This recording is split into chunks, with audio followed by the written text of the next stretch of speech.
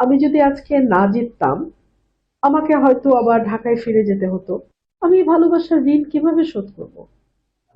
এই ঋণ তো অনেক বড় ঋণ। গতকালকে বিভিন্ন জায়গায় ভোট ছাপানোর চেষ্টা হয়েছে দুপুরের পর। রেজাল্ট আটকে রাখার চেষ্টা হয়েছে।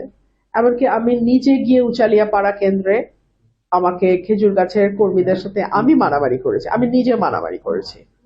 মারামারি করে আমি কেন্দ্রে ঢুকেছি, আবার ভোট গুনিয়েছি, কিছু ফলস ভোট ওখানে পেয়েছি। সো এগুলো সবই চ্যালেঞ্জ। আমার জার্নিটা কঠিন ছিল নিশ্চয়ই, তবে আমার চেয়েও কঠিন ছিল আমার নেতা কর্মীদের। সব মশার বিরুদ্ধে সুরক্ষা দিতে এলো বসুন্ধরা এক্সট্রিম অ্যারোসল, মশার বিরুদ্ধে এক্সট্রিম সুরক্ষা। ধরুন, আমি যদি আজকে না জিততাম, আমাকে হয়তো আবার ঢাকায় ফিরে যেতে হতো। আমি আমার পেশায় ফিরে যেতাম। কিন্তু আমার এই যে এতগুলো কর্মী আপনি দেখতে পাচ্ছেন, সবাই বহিষ্কার হয়ে গেছে। এই 17টা বছর তারা এত শ্রম দিয়েছে, এত কষ্ট করেছে, ঘরে ঘুমাতে পারে নাই। কত কত কর্মী আমার বহিষ্কার হয়ে গেছে। তারা তো কেউ কোনো কষ্ট রাখে নাই মনে।